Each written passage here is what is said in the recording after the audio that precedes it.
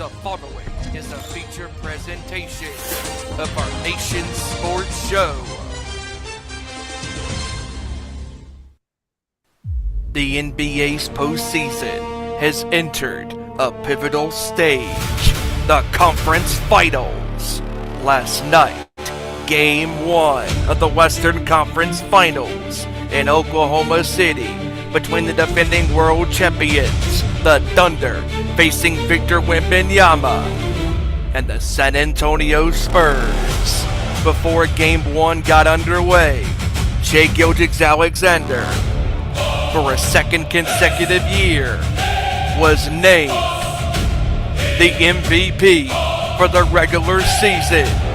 However, Wembanyama was not happy at all being named third on the list, and he showed the entire basketball world why he should have been named the MVP. With a game of a lifetime, a game for the ages that will stand the test of time for years and generations to come, he showed his entire athletic, gifted abilities on both ends of the floor, displaying his dominance for the entire world to see on both ends of the floor. He delivered a clinic with 41 points, 24 rebounds, and 3 blocks. 4 quarters was not enough. It took double overtime to decide a Game 1 winner. Already, San Antonio has taken command of home court advantage, stealing Game 1 on the road. Tomorrow night, a pivotal Game 2. Can SGA and the Thunder even this series at a game apiece, or will San Antonio have a commanding 2 games to none series lead heading back to San Antonio, Texas? 2 victories away from the NBA Finals for the first time since 2014. In the Eastern Conference Finals, Jalen Brunson and the New York Knicks will face Donovan Mitchell, James Harden, and the Cleveland Cavaliers, following the Cavaliers' stunning upset against the number 1 seed Detroit Pistons in 7 games. Also tonight, we talk about from this past Thursday the release of the NFL schedule for the regular season.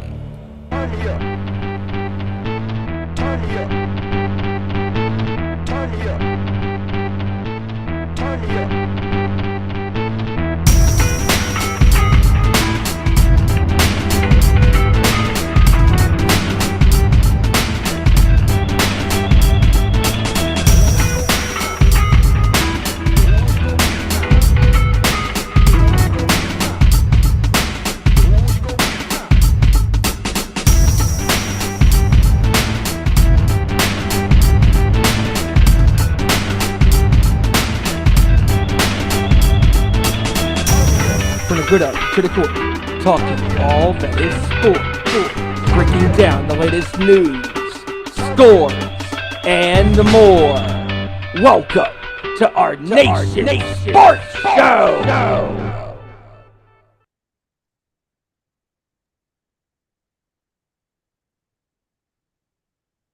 Look, I understand. Yes, I did. Yes, I did pay him $40 human to curse the Cavs. Don't tell the Miz. He's already mad about everything else. Gonna show those. What's going on, everybody? Hope you all are having a good Tuesday here on a wonderful day known as Happy See No Evil Day. If you're a wrestling fan, of course. If you don't know, then save the date and find out. I am as Vickery. We are here. We have a sports show for you guys tonight. Our Nation Sports Show, and it is going to be action-packed. We got a lot to get into. We got, of course, the NBA playoffs, which we are now told the NBA conference finals. And those 4 teams are battling it out to see who will make it to the big dance, to the NBA Finals Championship Game Series, which will be coming up in just a week or so. So we're going to be talking all about that. We're going to be talking about the final games that happened this week, including the team that apparently all took some codeine before he went out and fell asleep before the first quarter. That being, of course, the Detroit Pistons. But we're going to talk about all of that. We're going to get into some MLB news, some NBA news, news in between it, of course, news from the world of MMA, including the fight card that most everybody did not like. But during it, the announcement of the return to the UFC of one of the most controversial yet greatest fighters in the history of the business. We're gonna get into all that in just a little bit. But with us right now is our guy here. He just returned to the show last week, but is back once again. And he is our dude. Randy Giron. What's going on, brother? Here's where I'll get the oh no. How you guys doing tonight? Everybody good? Hope everybody's good. About to testify here that I was right about SGA. I told y'all. He all he had to do was dunk on him like Kobe dunked on Steve Nash when he was named MVP instead. That's all. That's all it was missing. I wish he would have done that crap. He did everything else Wemby did, so that was awesome. But glad to be back again, and let's go. All right, man. And then we got with us my heavy metal brother from the great state of North Kakalaki, North Carolina. He is the ultimate god of the sports world and the music world. He is more crazy than Stuart Copeland during an interview, but also more controlled than David Lee Roth at a rehab center. Ladies and gentlemen, Big Steve Wyand. And I'm not going to crash that piece of shit and step away. Yeah, I'm not going to crash that piece of shit and slip away because, hey, if I drive, we die. Anyways, what is going on, everybody? Yes, we are here. We are live. And yes, as our fellow brother here, Randy, echoed last night, in case you are living under a rock, and we're going to get into it here tonight. But Victor Wembanyama, that boy last night, he was a man amongst boys last night. That man last night, all 7'5" of his gargantuan frame, displayed his true athletic prowess for the entire sports world to see. And just an incredible performance that will be talked about for and studied about for a long, long time. And yeah, got a lot to get into besides that. Yes, the Eastern Conference Finals is set. And the NFL schedule is out. Yes, and lots to talk about with that as well. Marquee games and scheduling and all this and that and the third. So with that being said, let's do this, fellas. All right, we're going to go ahead and start it. We're going to kick it off, though, on a different side. This time, we're going to kick it off with mixed martial arts. And as we know, the MVP fight card was this Saturday, featuring, of course, the main event matchup between two of MMA's greatest legends, former Elite XC Edge Strikeforce champion Gina Carano took on the rowdy one herself, the baddest woman on the planet, Ronda Rousey. It was a very short bout, only several seconds. Ronda locked in her finish, made her tap out. Also on that card, Francis Ngannou also won his fight, and also Junior Dos Santos was knocked out in the second or third round as well. And then, unfortunately, the fight between the Nate Diaz fight was unfortunately stopped due to a big cut on Nate Diaz's head that was bleeding profusely. So just a fair amount to get into on that. But I think the biggest news out of that whole weekend to come out of it was not from that card, but it was what Dana White announced during that, as they were doing a UFC Fight Night event. And Dana White decided to go on social media, on Instagram Live, during the Francis Ngannou fight and announce that Conor McGregor would be returning to the octagon on July 11th for a fight 13 years in the making against the former BMF champion, Max Holloway, in what is guaranteed to be an absolute banger of a fight. These men fought 13 years ago on a preliminary side of a UFC card. Conor won that night. Obviously, Conor's been out of the game for a short time. Max Holloway, I believe, just hung up the gloves a few months ago. So this comes down to who is the baddest fighter, who is the best fighter between them two. Just a lot to come off of from the MVP fight, and then of course the UFC announcement of the return of the Notorious One. So I want to get you guys gauge your guys' thoughts on both things that happened last night. Steven, you want to start us off? Yeah, I mean, first to get the MVP card out of the way. I mean, and everybody's talking about the Ronda fight. I mean, and no offense, but what else were you expecting? It's not going to be a 5-round fight with Ronda. Ronda made quick of her opponent like she has predominantly in her UFC run. And that wasn't even her quickest fight. Her quickest fight, I believe, is still 14 seconds. Yeah. Back in UFC, I forget who it was against, but she made quick of her opponent yet again, like she always has predominantly in her career. And she did.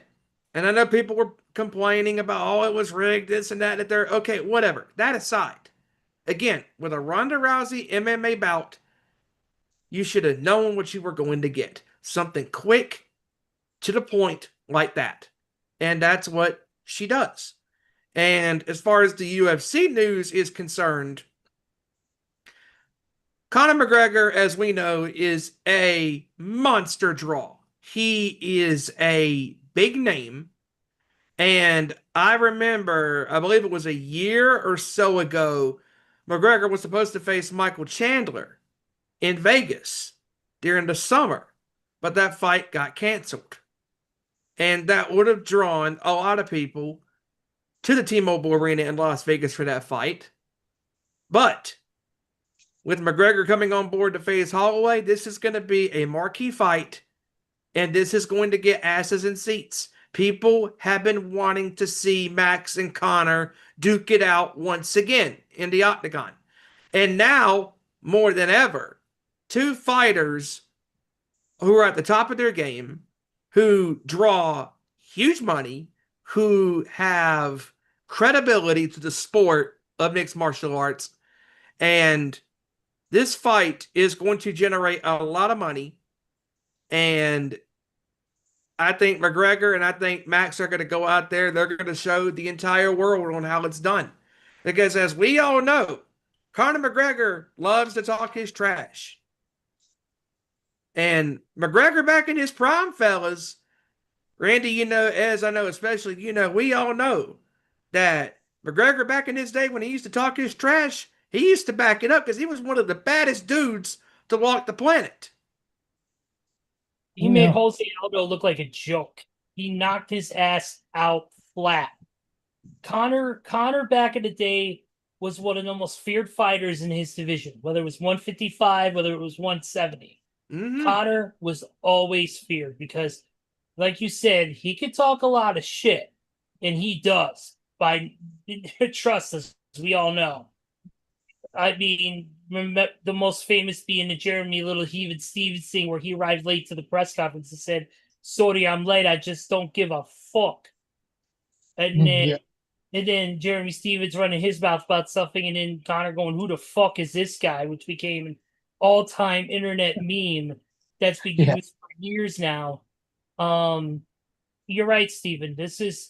But we got to understand also, Conor hasn't fought in the UFC in almost half a decade. It's been a while since we've seen Conor. He's been in and out of the testing pool. He's had multiple different issues going on. Obviously, he's got his whiskey, his Irish whiskey brand. He's got all different sorts of revenue streams and avenues going on right now. Obviously, bare knuckle boxing, bare knuckle fighting, he's also got going on as well. So, I mean, hopefully we get the old school focused Conor McGregor that we always seen. But we'll see what happens. Yeah, and what I was gonna say was, I don't know why anyone was surprised. I mean, as soon as they showed the fight, like I was watching or reading up on it at that night, a Saturday night, and I was like, oh yeah, every other time it was first round just like that, tapped them out, and when it went longer, she got beat. So she knows, they should have known, and for them to people to be mad about that now, why weren't they mad back then? Why wasn't it fixed back then? You know what I mean? Not only Now that that, they're Randy, not to cut you off, but this was still back then when pay-per-views were still a thing. Yeah, exactly. Yeah, and so that didn't surprise me one bit. But Carano didn't even try. I mean, I don't think either way. That was you just knew that this didn't feel right. That felt like one of those Jake Paul things, against some ragged, some older guy that it was good once maybe. I don't even remember Gina Carano being good at anything other than acting or being mad about something. But as far as Conor McGregor goes, and him coming back, I mean, UFC's trying to garner a lot more eyes because they have it on Paramount Plus now, and they're trying to get that going, and they got that card coming to the White House and all that stuff, whatever that is. But so they're trying to get more eyes on it. So why not have one of the biggest draws ever for UFC in McGregor and Holloway to have a fight, to fight before all that goes down or whatever, or even go have it there, or anything like that. But I personally think that McGregor, he hasn't really been the same since he fought Mayweather. That was a big thing for him to fight Mayweather and all that good stuff. And then Embiid exposed him. Yeah, And, exactly. and McGregor talked all his trash, but he didn't back it up. He got exposed in that fight years ago. And I don't think he was the same after that, to be honest. No, the last fight that I truly believed that he was in his prime, as far as big time fights, was Diaz. Sure, yeah. I mean, they beat the holy hell out of each other in those two fights, and just a great fight. That's the one fight that sticks out with me with McGregor most and foremost, because again, that was still during his prime. Talked all that trash, but he backed it up, and right. And it's interesting because with the announcement of that UFC 250 event at the White House, I believe that actually happens the week before the event on July 11th, because, and this is, and again, I don't care where you stand. This is genius because McGregor is being announced a week after this event, and this is going to spearhead people wanting to buy tickets to see McGregor and Holloway duke it out in the octagon one more time. And I'm sorry, but that event is going to have more people, more than likely, than the UFC 250 American History of America, fight in the week of July 4th. I'm sorry, but that's going to have more people because those are two names in the sport of MMA, in the sport of the sport of MMA, and across every sport, the NBA, the NFL, boxing, you name it. It is all about name recognition. Who do you know? If you know that person or that team or group of players, that's going to draw people to come to the table. You're not, and that's also going to draw people to go to a show. If there is no name value to a person or a group of people, nobody's going to show up. And that's the thing, is that you have to have name value to draw tickets. Yep, that's right. That's what I said. You would think they would have this on that card, but hey. Nope. Yeah. It is what it is. Exactly. Exactly. And it's, you figured he would have this on the card, but obviously there's a lot of other things we don't know about. Was Conor through the testing pool at the time? And also, Conor wanted to get paid a certain amount. He wanted a freaking massive payday to do that UFC 250 fight card. Obviously being a big deal. But, it is what it is. But we're going to move on from that, and we're going to move on to the NFL, because there's a lot of NFL news that happened over the past couple of days. And one of the things I want to get into is the two announcements that were brought out today.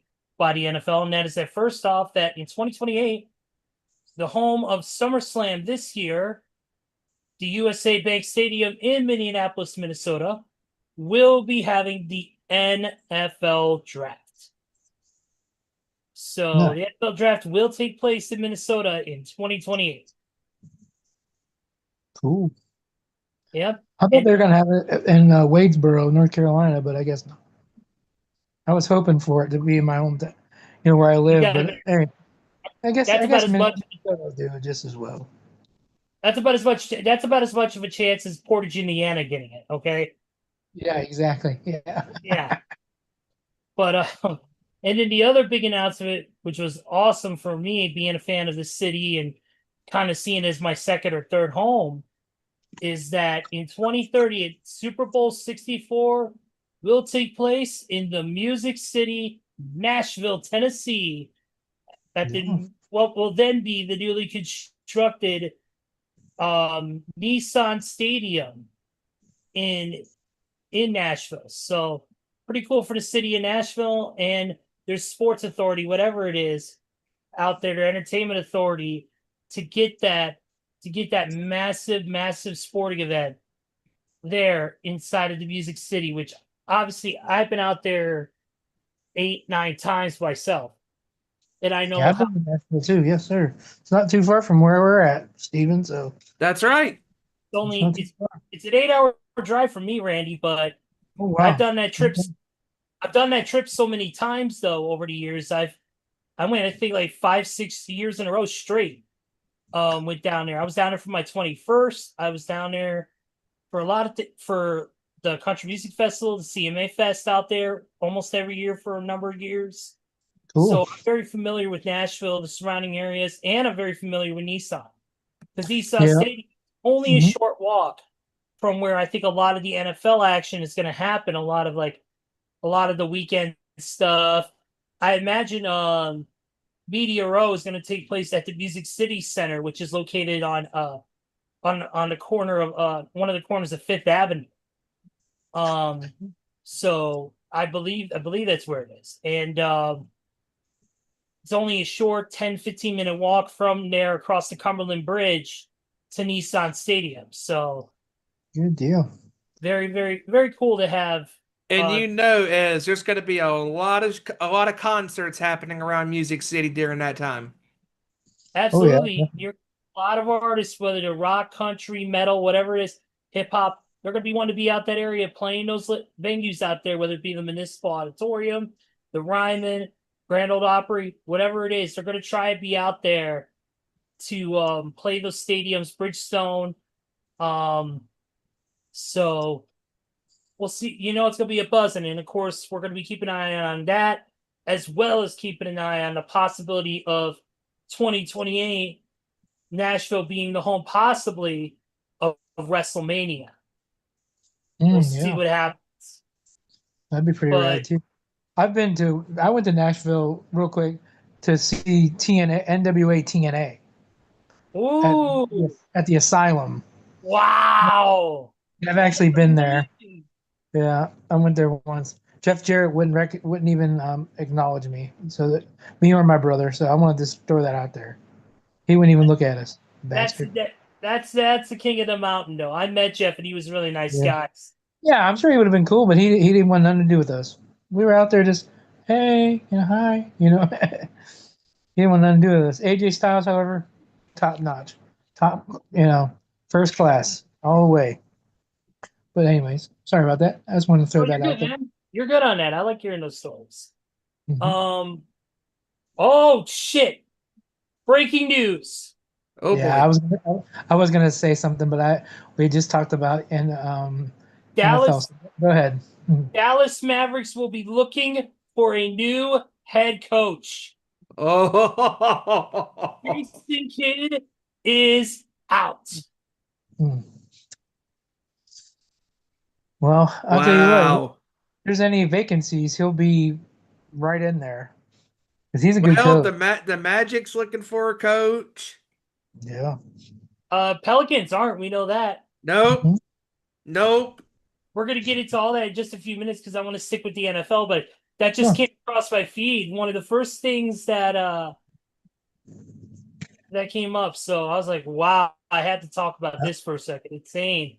Yeah, I've been watching the ESPN here, and that came up, and I was like, wait a minute, that's newsworthy, I think. This is why we love doing the show live, because you never know what's going to come down the pike. That's right. Absolutely. All right, keep it with the NFL theme, guys. News reported earlier today that Rashee Rice violated his probation and is now going to be serving 30 days in jail, and as a result, will be missing OTAs and mandatory minicamp as well.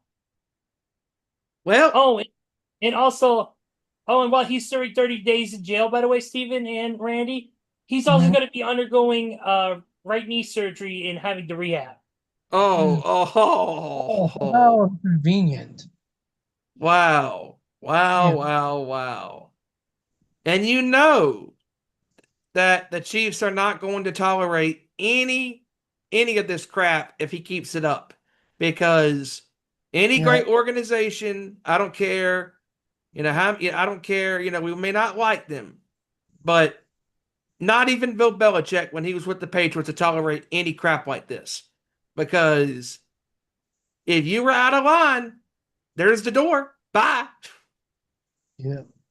Yeah, and also with him, it seems every year there's something with that dude, and and from last year to this year, when you're winning, it doesn't really matter. You Nope. can go to that, but they're gonna need someone like him out there because they ain't got the referee's favorite player. What are they gonna do?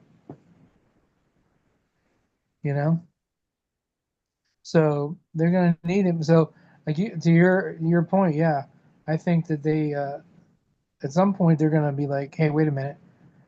You need to you need to actually play. You actually stay out of trouble. How about for a change? How about that? And any other team, you're right. He probably would have been gone by now.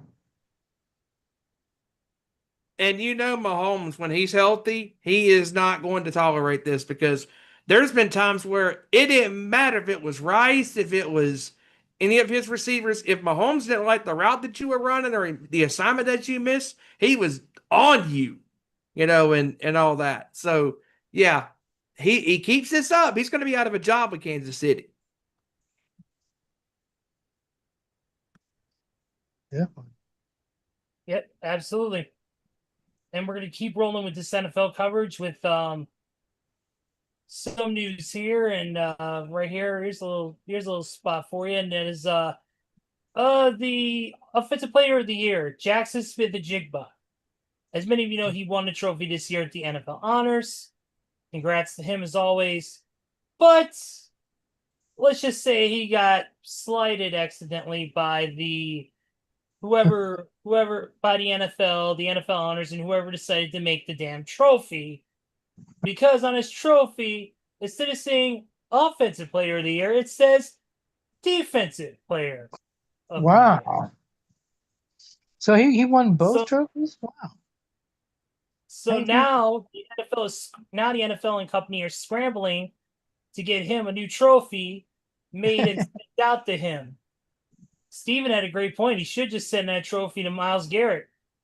Yeah. Yeah, because Myles Garrett won the Defensive Player of the Year this past year. Yeah, that's right.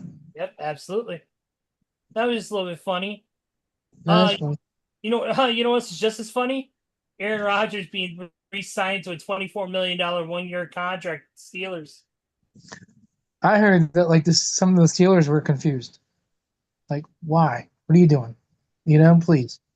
Just stay It's away. the same thing. Yeah. Not only that, but he took this much time to make a decision. Come on, man. Yeah. I don't know. He needs to go on and get on down the road. That's what I think. And you know that the Bengals, the Ravens, and the rest of the NFL is licking their chops wanting to get after this guy. Because the man we can't lie. For the most part, he's had a great career. Of course. Super Bowl champion, multi-time regular season MVP. He won the Super Bowl MVP with the Packers. He's had a great career. But Father Time is undefeated. And it was rearing its ugly head with the Jets in his second year with the team. And then last year with the Steelers. He wasn't great, especially in the playoffs. And that pick six by the Texans, that capped off a season that was riddled with ups and downs. And I'm sorry, not sorry. It's going to be more of the same with the Pittsburgh Steelers. I don't care Mike Tomlin there or not, and he won't be now because he left. He stepped down, and quite frankly, for Tomlin, I don't blame the guy. He's been dealing with this organization for 19 years. He dealt with Aaron Rodgers 1 year, and that was enough. And he said, "You know what? I'm going to get out of here. I'm going to go get paid on television." The dude's got television, written all over him because he's a character. And that's what TV land is for, characters. And Aaron Rodgers might be statistically one of the best quarterbacks of his generation, but in the last couple of years, his age is showing. He's not as quick as he used to be. And if I am the Pittsburgh Steelers organization, I still would be confused a little bit because here's your football team making the necessary moves for when Rodgers does hang up the cleats. And it needs to be soon because Rodgers will still be regarded as one of the best quarterbacks to do it. But man, has he acted like a diva. Yeah. Yeah. I want to know, like, how they keep stats for everything. I want to know, like, his touchdown to yelling at receiver ratio at the end of the year, what it is. He yells at receivers all the time. You can just see him coming off the sideline yelling at receiver. I bet you that's a lot higher than his touchdown. Interception ratio, yeah. Touchdown to interception is going to be way better. Him yelling at the receivers instead of actually doing because we know he's going to blame a receiver. Oh, you ran the wrong route. Da-da-da-da-da. He's going to do that. He yelled at that one guy because he, like, came up behind him and was like, "Hey, how's it going?" Like, "Good job." And he yelled at him. I was like, "Come on, man. Get with the program here." Yeah. Don't be a dick. Come on. Exactly. Keep your head on straight, but he won't. No. I mean, this is the same guy who threw Mike Williams under the bus in that Bills and Jets game on Monday Night Football. Oh, he ran the wrong route. No, dude, you just threw a bad pass. Take some responsibility there, pal. But he won't. You're asking Aaron Rodgers to take responsibility is like asking Kyler Murray to take a break from playing Call of Duty. He won't. He won't do it, man. He won't do it. I'm surprised Kyler Murray, him being a short, he doesn't need a booster seat to see the TV when he's playing. Yeah, he did. Did I say that? Whoops, my bad. Real quick, I want to talk about this before we get into the schedules, and that is that there's a new commitment to the college we saw Jeremiah Love come out of, and that is Michigan. That new commitment's name, Charles Woodson Jr. Hey! Jeremiah Love went to Notre Dame. Notre Dame, Michigan, they both wear gold. They're both the same thing. Get the fuck. They're both shit. They're close enough. Yeah, I just want to let you know. I don't even acknowledge that other team that you're talking about. I don't ever. They're called TTU. I know somebody asked me one time, Randy, "Hey, you want to get a ticket for Notre Dame game?" I said, I looked at them, I gave him to Randy Jackson and went, "No, that's not for me. No, that's a no from me, dog." Yeah, that other team. I don't know that other team. They have a team. That other team there. Do they? TTUN. And I'm gonna tell you this. This is probably the most crazy thing you're gonna hear from a Raider fan. Charles Woodson, overrated. He was overrated. Wow. He Look, was I can't say he's overrated. overrated. I just don't like him because he played for the Green Bay Packers. Yeah, well, he played for the Raiders. He didn't do jack shit for him. He just shut down whoever they had. So, but the rest of the team, gave up all the other stuff. He was just good enough to guard that one player. But he stopped him from scoring maybe another 10 points a game maybe. I've never thought he was good, never. And it has nothing to do with him being from that college either. I mean, it has a lot to do with it, but it's not from that. He didn't help the Raiders do shit. A great shutdown corner defends that's it. everybody. No. He and then as soon as a chance he got to get out of there, he was out. He was gone. Yep. So Yep. and they're always like, oh, he's like the best Raider. Man, No. There's about 30 other Raiders before him, in my eyes at least. Yeah. And I'll vote for Marcus Allen twice. And Howie Long. Those are men among boys right there. Yeah. Yeah. Let's talk about the season schedule, guys. The schedule release, and we got to talk about some of these very creative, as we know over the past couple of years. The schedule announcements have been very, very creative, and the teams pull no punches on that. So the Falcons did one. Falcons did one that was based off of the old "This Is Sports Center" commercials back in the day. Of course, the best one, John Clayton with the Slayer T-shirt. No doubt.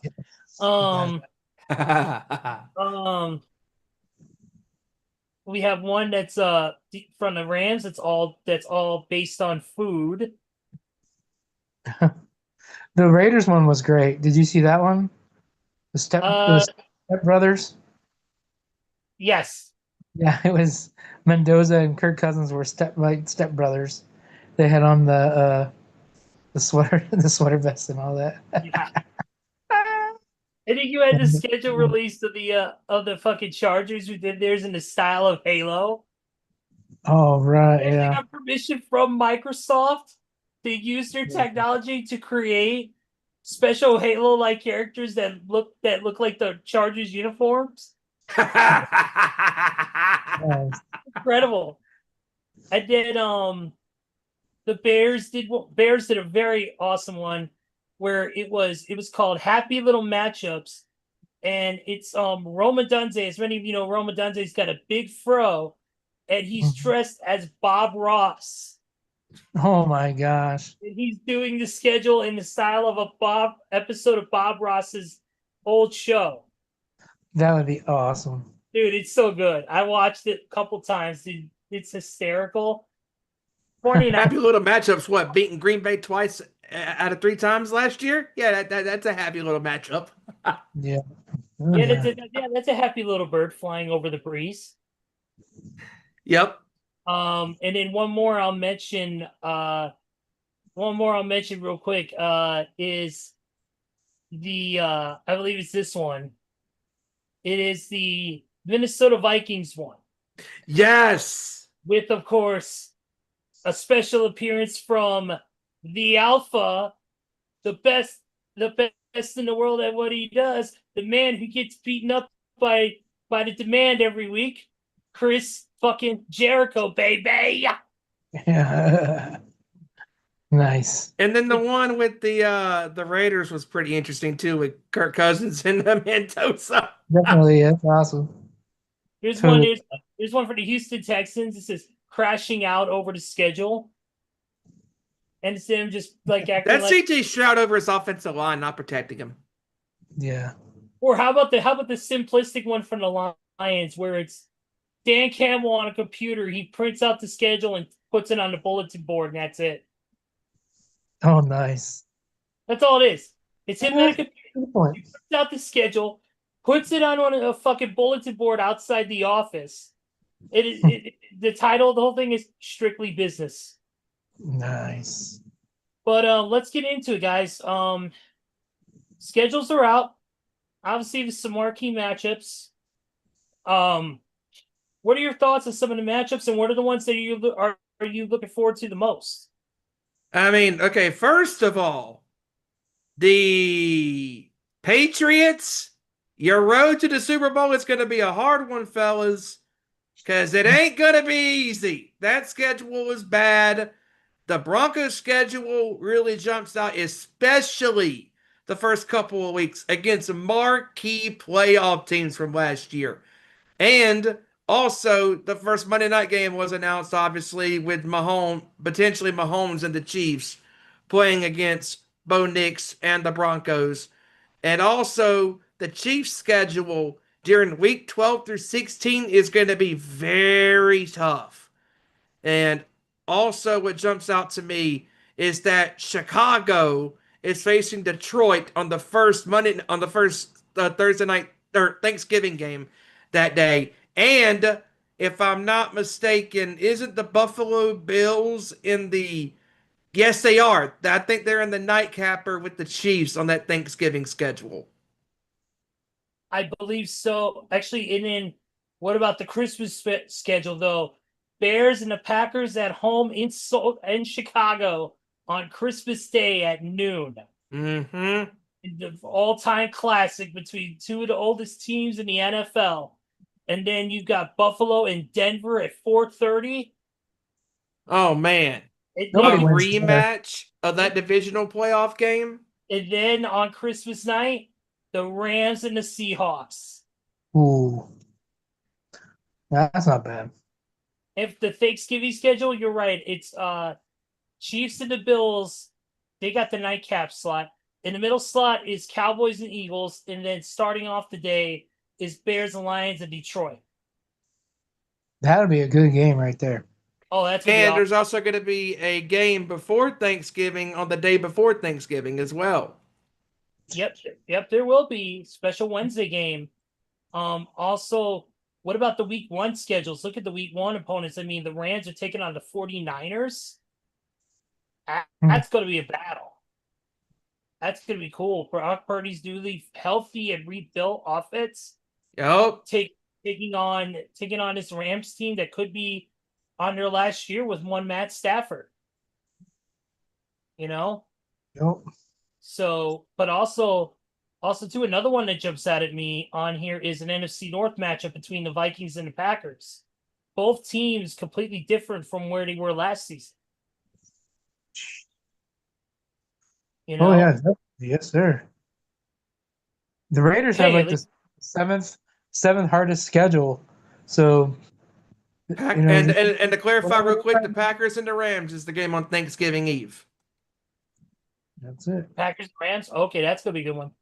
Wow. Yep. But this is just the week 1 matchups. What about let's check out these Sunday night football matchups, man. The one that there's a couple that stand out to me from just looking at this. We're gonna have a matchup week. I believe it is week 6. If you remember, it was the famous, as Marks calls it, the super tie between the Packers and the Cowboys. Yes, and one of the most hilarious super ties of all super ties. Super tie, super tie. There's a super tie. I will never forget when Romeo Dobbs just nonchalant just goes, I'm just gonna just go out of bounds. Dude, score a touchdown for Christ's sakes. Just and then no, it was Jordan Love was like, you know what? I'm just gonna casually just go up to the line. All right, clock's going down. 3, 2. It hits 1, and he gets the spike off just in time. They almost lost the game, which would have been hilarious. That would have been great. Super tie, super tie, super tie. And to clarify the week 6 schedule, kicking off that schedule, it is the Broncos and the Seahawks. Yep. Man, that's going to be a good one. And also, that schedule does feature one of Jaguars' many overseas games against the Texans. Oh, and let's talk about the week 1 schedule. I guess I forgot to mention. To kick everything off, the Super Bowl rematch between the Patriots and the Seahawks. Yeah, they ran into a buzzsaw in the Super Bowl. They're going to run into it again because I don't care if Kenneth Walker III is not on this football team anymore. They still got Sam I Am Darnold. They still got Jackson Smith and Jigba. They still have what's his face the other receiver what is his name I can't think of his name. And Shaheed. They still got Shaheed, and that incredible defense. I mean, they're still gonna run over Drake May and this Patriots team. Yeah. And then how about another? There's several other Sunday Night Football matchups. Obviously, you've got the Chiefs and the Seahawks week 7. You got that. You've got the Bears and the Bucks week 9. Some Talking about week 1, you got the Bengals and the Bengals and the Buccaneers. That should be interesting. Yeah, obviously the Cowboys and the Giants Sunday Night Football, that's happening as well.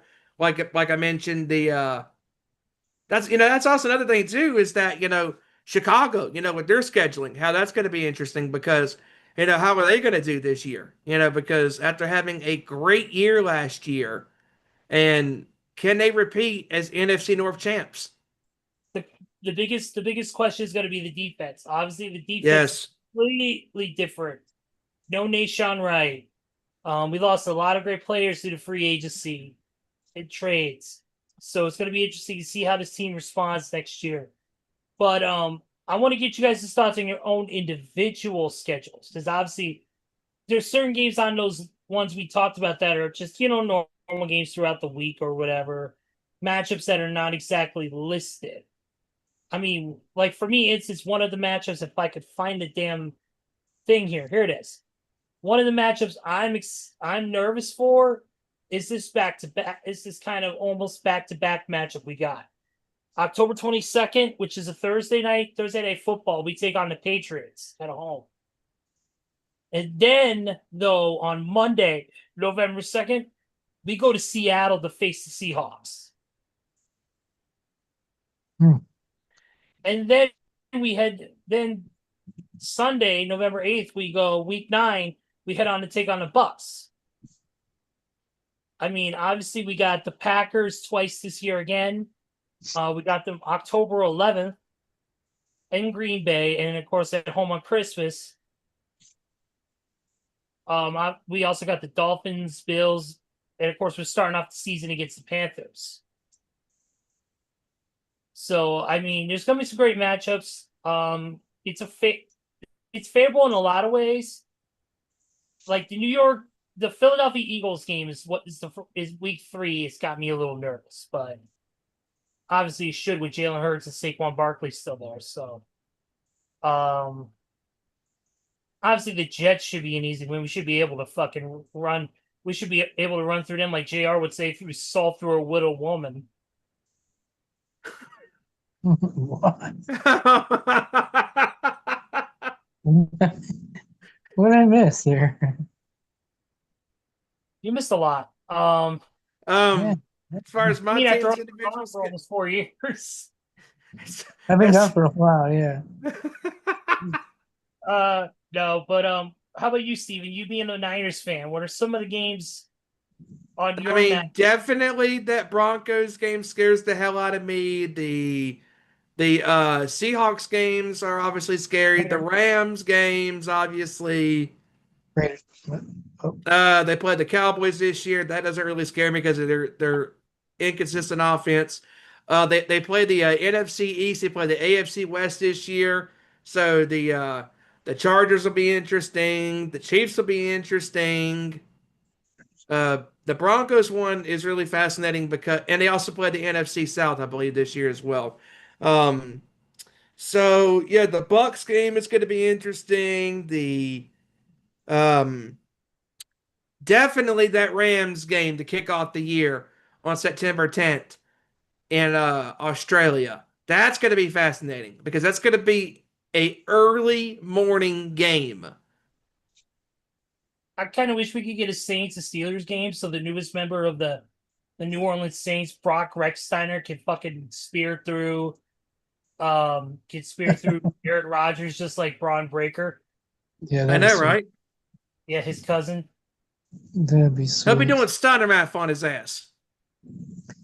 Yeah, Yeah, he his definitely number should be 100 his number should be whatever Steiner came up with. That should be his number on his jersey. what 163 Yeah. chance. Yeah, that should be his number on his jersey. If only the Everybody- NFL went that high. That's right. Randy, I know you are a Raiders guy, correct? Yeah, don't. No. I'm Depends just on, asking about. depends on what day. Depends on what day it is, you know. No, Okay. no.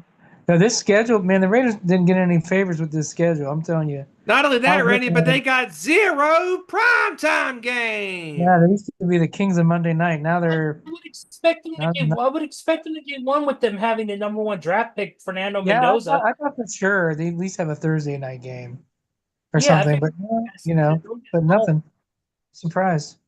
But they have a hell of a schedule here, man. If for let's see, a stretch there, they play the Chiefs, Patriots, Bills, Rams, Jets, 49ers, Seahawks, Broncos. It's like, man, what you know, I was like, what do they do? And I was like, oh yeah, I forgot. You know, the NFL doesn't like the Raiders. Even if Al Davis isn't there, there's still a Davis there, so they're still getting the business. Late in the season, they got the Titans and Cardinals.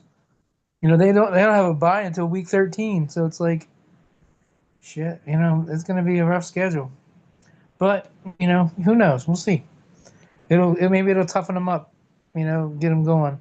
Maybe we'll see with that schedule. Maybe we'll see Mendoza way before the plan. You know, so you just never know. yeah, definitely. But the season schedule was definitely a fun day. Getting to see all the matchups, getting to see all the crazy ways people were doing it.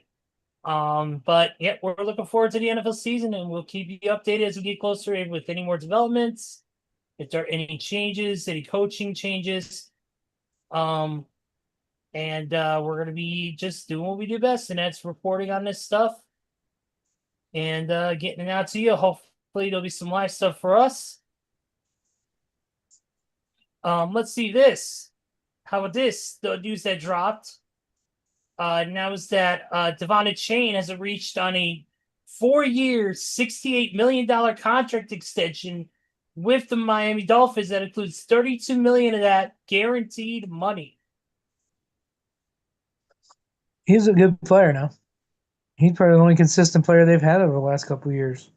He's probably one of the most dynamic running backs in the league. One we haven't seen in a good while that as dynamic as he is, because he can not only he's a dual threat because he can also catch the ball as well. You know what I mean? You can get him out there on a route and he can catch as well as running down the field and bowl guys over. He could do that. He could do both. Steven, what are your thoughts on this? It's very fascinating. Very, very, very fascinating. Yeah, I mean, like talking about, dual threats. I mean, there are several, dual threats, in the National Football League, and it's going to be very fascinating to see, as this upcoming year, and we're so excited that the NFL year will be coming sooner than we know it, because as we know, time, goes so quick. And it's interesting, with these dual threats and how they are. And especially, talking about running back dual threats. I mean, like, I would say, Kenneth Walker III is a dual threat, because he, like you guys were talking about dual threats, like he, not only can he run the ball, but he can catch the ball as well. Definitely, yeah. And I've always this is kind of the way things are for fans and different things on how you gauge the player, but you can't go wrong with him in fantasy. No. He's always a great fantasy player too, so because he, like you said, dual threat, he can catch the ball. out of the backfield. He's good for, at least a touchdown or two. You never know. He can take it right before, take it right downfield just like that. So he's definitely a dual, like I said, dual threat, and he's a threat to score every time he touches the ball. Mm-hmm. Yeah. And it'll be interesting too. They got a new coach and new quarterback and all that. So he's really gonna earn his money this way. So Speaking of earning him money, one of the guys that's going to have to earn his money and possibly keep his starting job is Michael Penix Jr., who returned to the field 6 months after tearing his ACL. So Michael Penix is back on the field, out there doing throwing drills.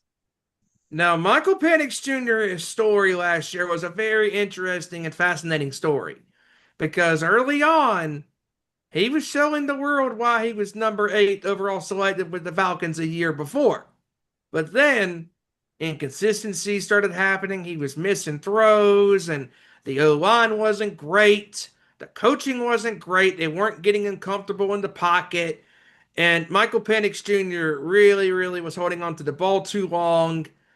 And I honestly, truthfully believe that maybe he'll have a bounce back year this year. It all depends on if that offensive line is going to be better this year. Because the O-line in Atlanta has been very up and down the last several years. And I hope that he has learned what to do and what not to do now, but only time will tell.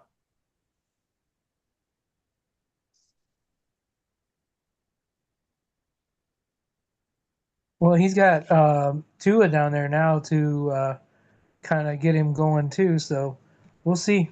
We'll see what happens with that. See how. See, now that's another fascinating situation is the whole Tua factor. Yeah.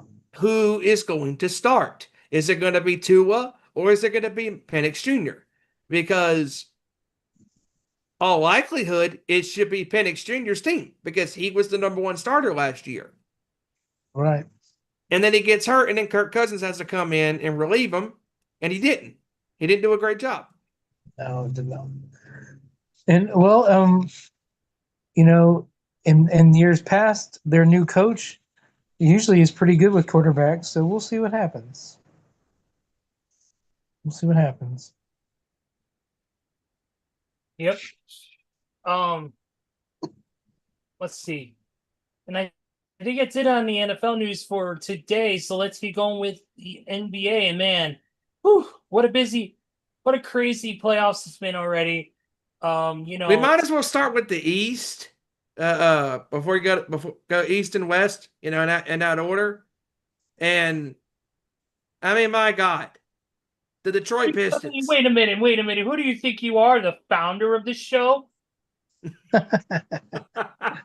No, you are. Go ahead. What are you Go ahead, sir. The Pistons and Cavs game 5 was going on last week as we were on the show. Detroit was up 9 with 2.5 minutes to go or so in the game. They blew the lead.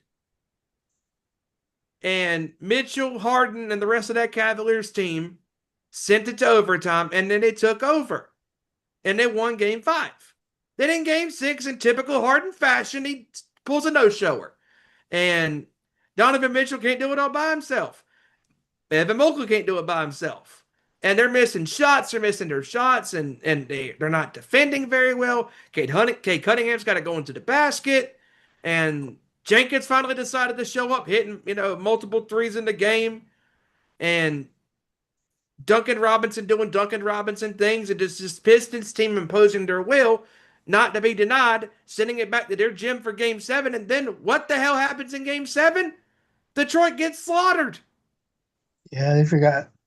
They must have thought the game was a different time or something. Well, they sure played like it because they did not show up. It's almost like they fell asleep at the wheel. And just Donovan Mitchell's 3 at the buzzer in that first quarter. That was the tail sign that this is it. I mean, the Pistons were ambushed. There was no match. They did not know what hit them until it was too little too late. And give Cleveland a lot of credit because we thought that, Cleveland, winning game 5, it was going to be over in 6 because you don't recover from that. Well, those 3 games were complete polar opposites from one another. And Cleveland played like they were the desperate team in game 7, and they absolutely blew the doors off of this Pistons team. And I think we can all universally, unequivocally agree that the Pistons got exposed in game 7. And Randy, you hit the nail on the head last week when you said, yeah, Detroit's a nice story, but I don't trust them because they don't have a second scorer to Cade Cunningham. And they don't. No, they didn't have. That's what I was just going to say. That they'll be back because if they can try to get somebody, sign somebody, they're just beating everybody up and letting Cade Cunningham do whatever. But that's only going to take you so far. And if you're the Knicks, and I can't say I'm a big Knicks fan, but if you're the Knicks, you got to be licking your chops. The Cavs played two straight game 7, 7-game series. Mm-hmm. So they're more than rested up. So not only that, but again, look who we're dealing with, folks. Donovan Mitchell, who for the first time, gets out of the second round. But who's his Robin to his Batman? James Harden. And James Harden has not been a success on his own. Nope. Need I say more? Houston Rockets. 27 consecutive missed threes in Game 7 against the Golden State Warriors. He goes to the Nets and leaves Kevin Durant out the dry and Kyrie Irving as well. He goes to the 76ers, takes Joe Embiid and Doc Rivers to hell with him in a handbasket.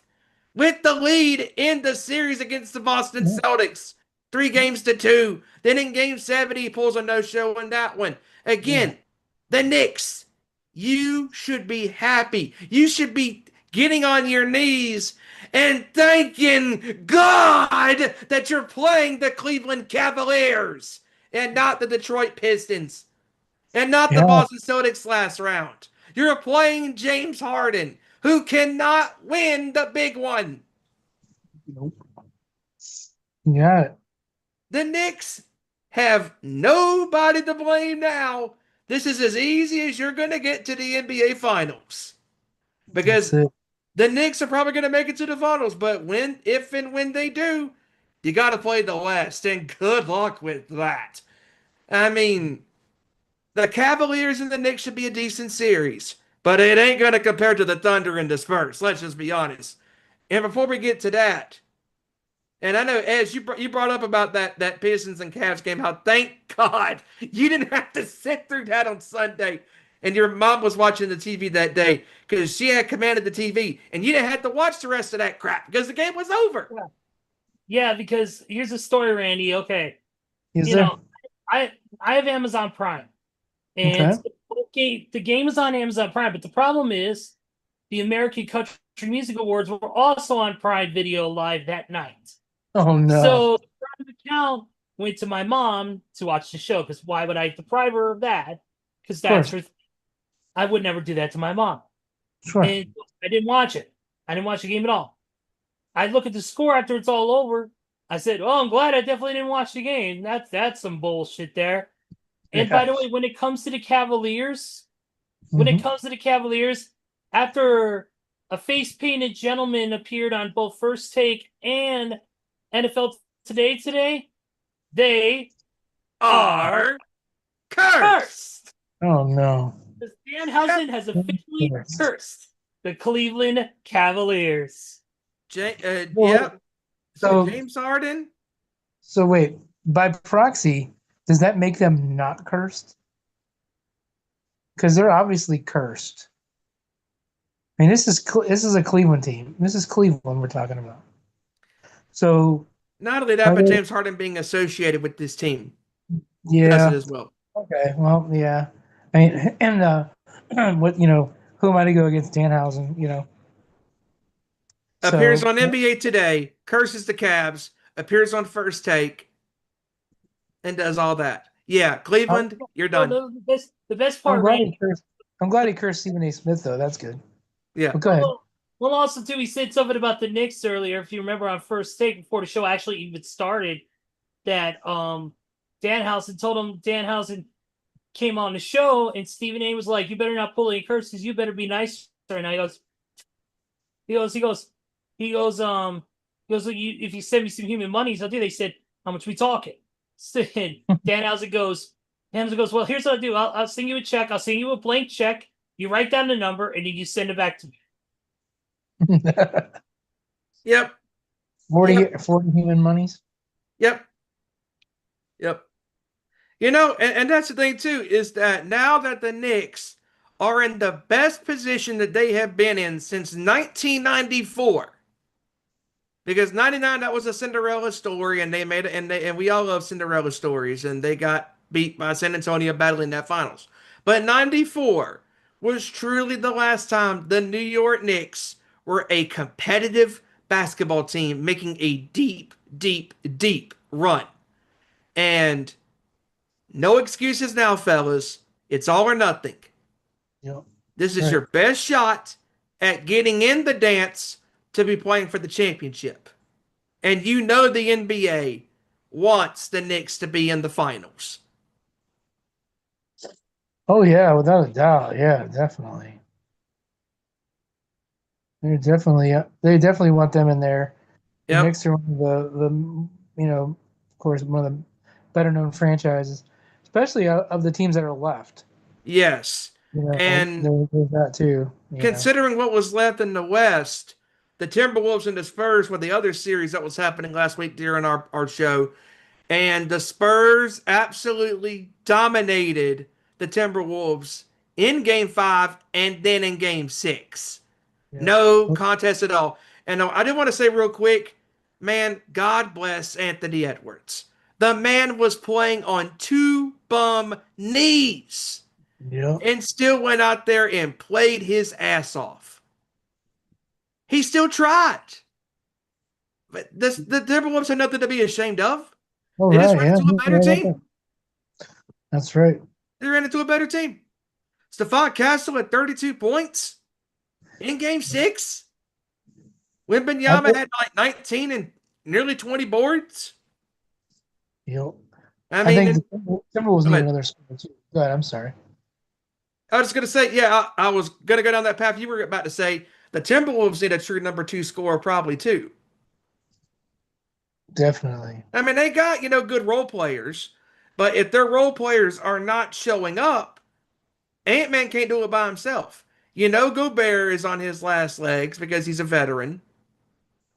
They can't keep these guys around, unfortunately, forever because Julius Randle wants to get paid. Jaden McDaniels wants to get paid. Probably Naz Reid probably wants to get paid. But when you look at the grand scheme of things, I think that this Timberwolves team has played their last true game with that core lineup. Oh, yeah, you might be right.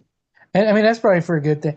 Julius Randle has always been just that third option.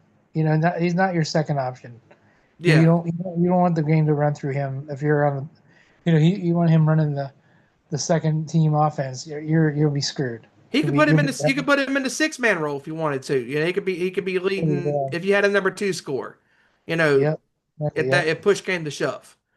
But no, this Timberwolves team had nothing to be ashamed of, but they ran into the better basketball team in San Antonio. Oh yeah. And that is why San Antonio moved on to the conference finals and is facing the Thunder. Yep. Oh my. Just laughing at Wendy's because Wendy's on Twitter. Yeah. Last night, might change my name to Wendy's and only serve French fries after last night's game. Nice. And then somebody put no Frosties, and then they replied, "Sir, this is a Wendy's." This is a Wendy's. Wendy's. Then somebody put dunk those fries into a Frosty, and then they replied, "Slam dunk." Nice. Speaking of Slam dunk. And, Yes. So, Steven, you mentioned about the East, and yeah, I gotta say, man, what happened to that supposed team called the Pistons? Man, they fell asleep at the wheel, and that's exactly what they got. And you know what? They don't deserve to be in the spot that the Cavaliers are in. But like you said, the Knicks are going to absolutely stomp the Cavaliers. They're gonna be like Roman at WrestleMania against Bryan and Edge. Smash them, stack them, pin them. Game over. It's not gonna. I think it's, to me, if we're talking about the East right now, Steven, this series between the Knicks and the Cavs before the game even starts, I think it goes 5 games. I give it 6. uh-oh. What do you think, Sprocket? Sprocket has an opinion, I guess. I'm surprised my pops isn't on here. I'd like to hear what he thinks about this series. You know, but he's not in the chat tonight, so Okay.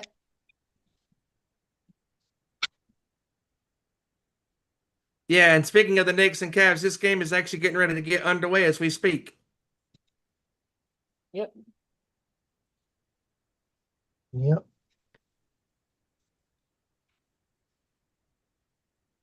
Say hi to Sprocket, everybody.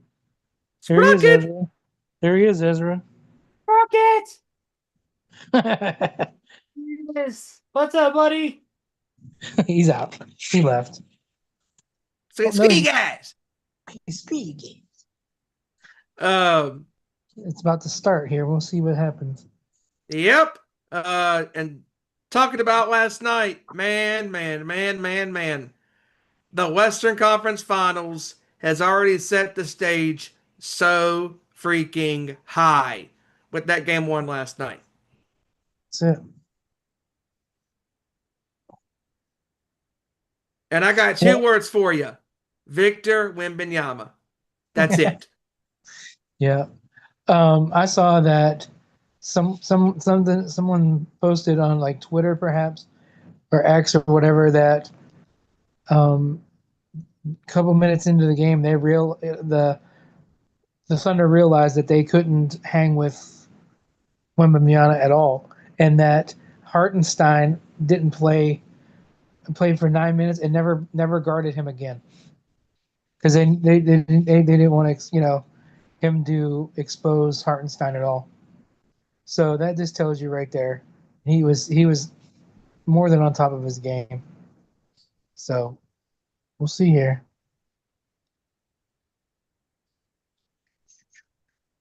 Yeah, and talking about last night, Holmgren could not stop him. Hartenstein could not stop him. Shai Gilgeous-Alexander tried his hardest and his damnedest to stop him. But you can't stop one of the greatest physical specimens to play this sport. Wembanyama last night showed off everything and then some last night. Just his talents were on full display last night. I mean, the dude has a presence about himself. Like, whether he's blocking shots or he's alternating shots, he brings this physical game, this physical intelligence that a lot of players don't have. But he has it. And he was a determined man last night. And the scariest part, he's only 22. Yeah. 22 years old. 22, and there's not even and De'Aaron Fox didn't even play. Nope. And he's the one that runs the team. He's the point guard. He's the number 2, and he didn't even play. So, And the fact that Stephon Castle committed 11 turnovers last night, and they still found a way to win. Yeah. And yes. And Randy, and as you guys can speak to this too. This Thunder team has been blowing teams out left and right. And we all universally agreed, you're not going to do that to San Antonio, because San Antonio is going to make you work for every last bit of blood, sweat, and tears to want to repeat as champions. That's right. No, I don't think they're gonna go away. Thunder. I mean they are not that bad of a team. So obviously, I mean they're the defending champs. They're gonna do what they do, but also they're running into something totally different than they're used to, and they had trouble with them all year, and they're going to continue. That's just going to continue. So. And as far as last night goes, before I throw it to you, as the one thing that really sticks out to me with this game last night is how when Wembanyama was being double teamed and all this different stuff, he was making plays. A man that is his size normally isn't this good, but this man is a freak among freaks. Just the way he has this awareness on the court, it's amazing. And go ahead. Sorry to interrupt, Steve, but people don't understand how this man who is 7'4", well over 200 pounds, a guy you would expect at his size to be lumbering, big, very much an old school, big guy, very much in the NBA. But people got to understand that this is not your old traditional NBA, where the big guys are just tall centers who, are there to block shots or get in the paint or to, get offensive rebounds and defensive rebounds. It's not like that anymore. Look at Chet Holmgren. Look at Joakim Noah, even in the 2000s. Joakim Noah. Yeah, even the Gasol brothers. Sure. I mean, look at those guys.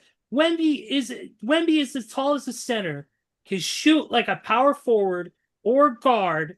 He could hit threes. He could go into paint. He could rebound. He could block. He could steal. He could do everything. The man has got unbelievable ability as a guy for his size. That's why LeBron called him an alien, which ended up giving him the nickname The Alien throughout his career so far. And this guy could be double teamed, triple teamed.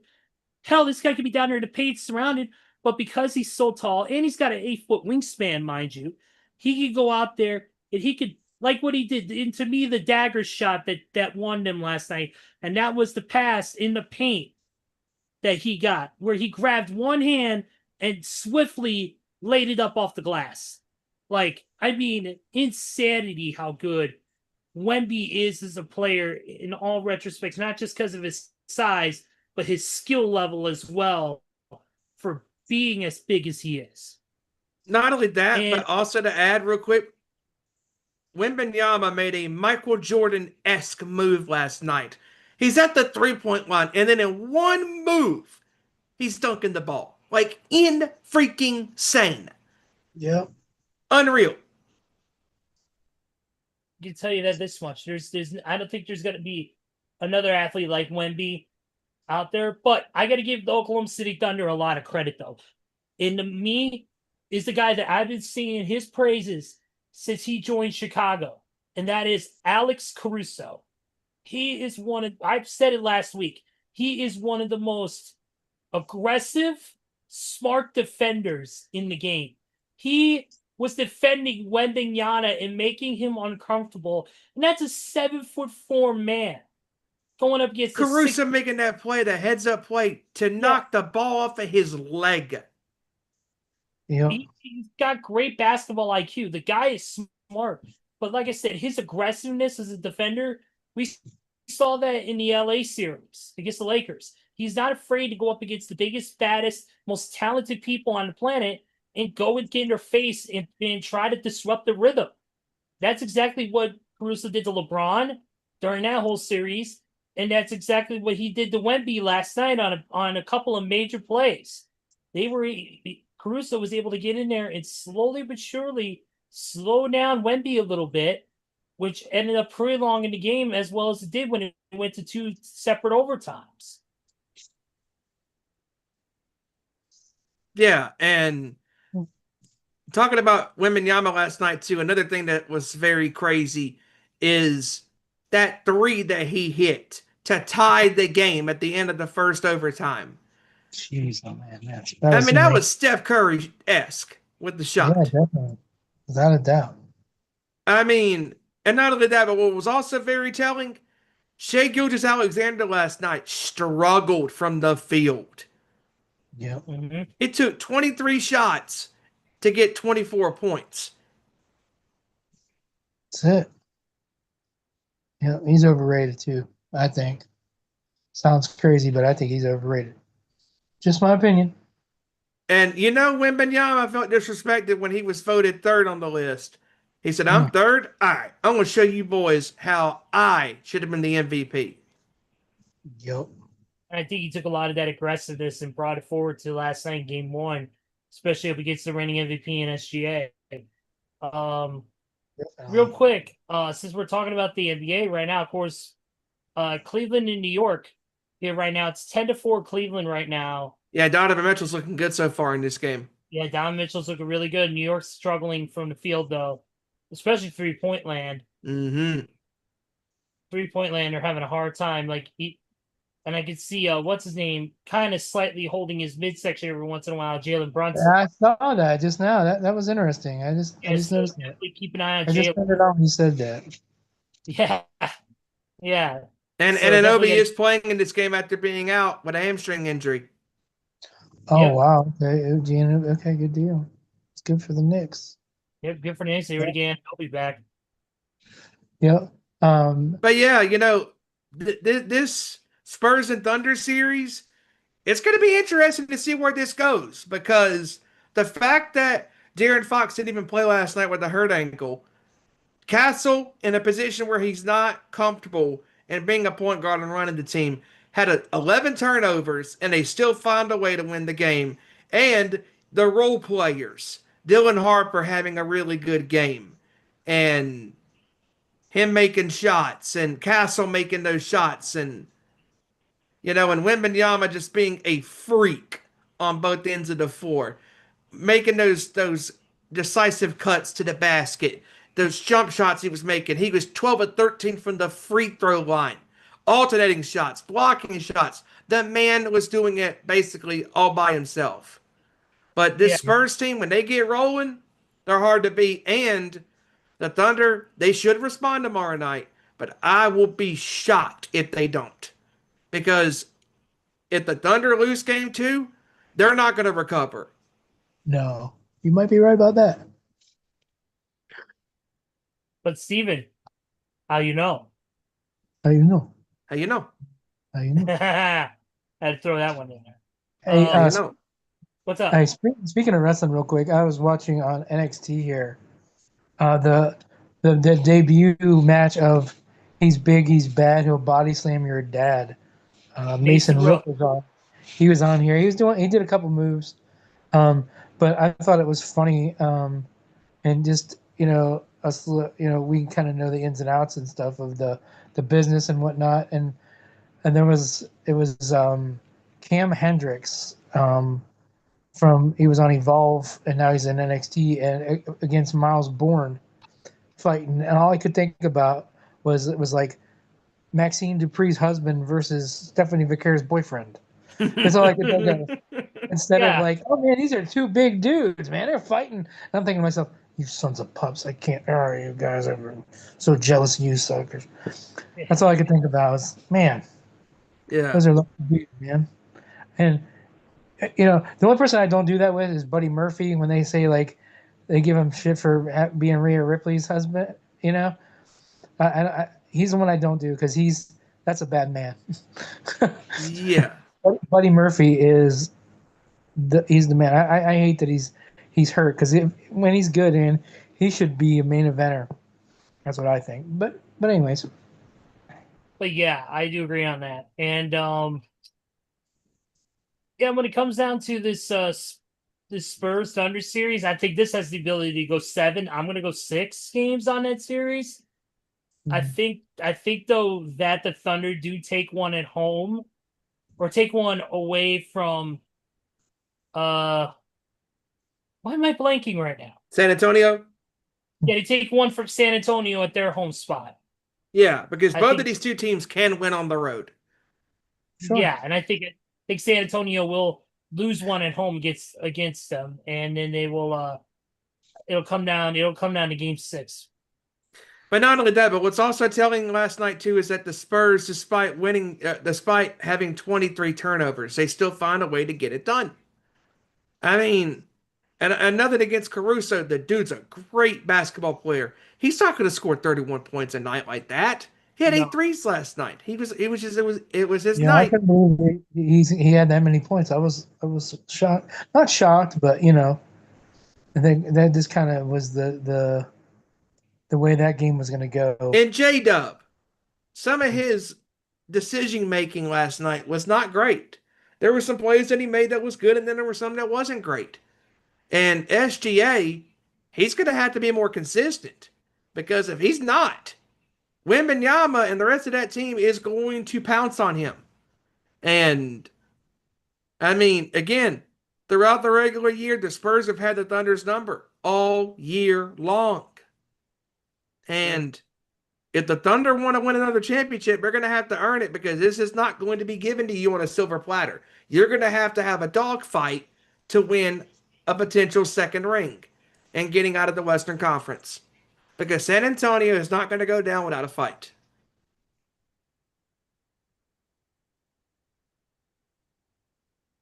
Yeah, pretty much. And we will keep an eye on he's definitely both these series are definitely going to be off the freaking cuff. And we're going to find out together who is going to make it to that NBA it's going to make it to the NBA finals and go for the championship here in the next week or so. And we'll keep an eye on it as the sports show develops and we get going further into the season. Let's see. Trying to see here. Let me check ESPN real quick for any other news before we start to head out for tonight. But I'm sure we'll find something. Finally, Brunson's on the board. It's about time. What about this? Obviously we mentioned it quickly at the top when we found out, now was Jason Kidd getting fired. Yep. As the Mavericks head coach. That's a big deal. I know Kidd had originally didn't Kidd sign some sort of extension or something in the past year?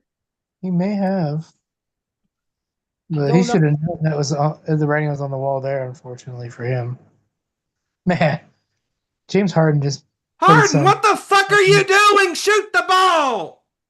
Harden played some defense like me back in the day. Holy shit! I think the only thing that was missing was standing at the 3-point line like a little idiot and shoot the damn ball. The only thing that was missing from Harden just now on the defense he played was a Matador cape. That's all it was missing. Hey, Ole! I'm sorry, Randy. I love when Steven rages in the middle of the show. This is just as bad as when he rages on Booker's commentary. Oh, dear God. Don't even get me started on that crap.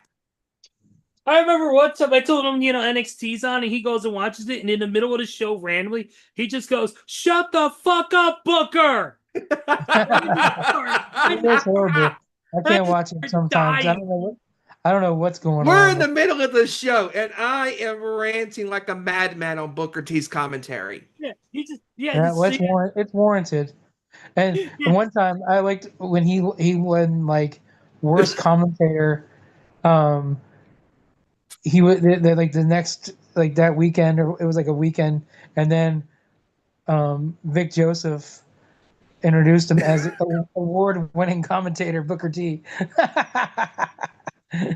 It wasn't the award he wanted, but hey, he was right though. It was the award, And I love when Vic Joseph just calls Booker T on his crap and just like, hey, are you okay over there? Whatever. And then, oh God. No, the best part, Randy, was when he did that, when he yelled, "Shut the fuck up, Booker." I'm dying over here on the screen. I'm laughing my ass off. I can barely breathe. and And I was like, my face is so red. I'm tearing up. I'm starting to get a headache from laughing too hard. It was the greatest thing ever. It was the greatest thing ever. He just suddenly yelled at me, dude. Nice. Yeah, James Harden, as Dr. Phil once said, "You are an idiot." He is. I mean, James Harden's lucky he's got Donovan Mitchell on his side because Donovan Mitchell's no slouch. He's a great player. Oh yeah. Donovan Mitchell has to play for two players because James Harden can't do shit. Because James Harden can't do shit. Especially at a big spot. But I digress. In a big spot, he can't do shit. Correct. Pelicans. Speaking of the Pelicans, they have a new head coach. Yes, they do. Paul Mosley. Yep. He went from the 5-year contract. Magic. I knew that wouldn't take long. He was a pretty good coach. He just kind of got the raw deal. Their players were real hurt this year too, for the Magic, and he did a lot with nothing. So I'm not surprised by that at all. Oh yeah. And by the way, Jason Kidd had 4 years and well over $40 million left. The fuck, Harden? What are you doing, dude? Like, I almost hit the referee. Hey, come on. He was trying to. He thought he saw a stripper at ringside. He was trying to tip her. Damn. Nice, Brunson with a move to the basket. Wow. And we got a timeout on the floor. Yep. Bulls finalizing a deal to hire Orlando Magic assistant general manager Steven Mervis as the senior vice president of basketball operations under new executive vice president Bryson Graham. Nice.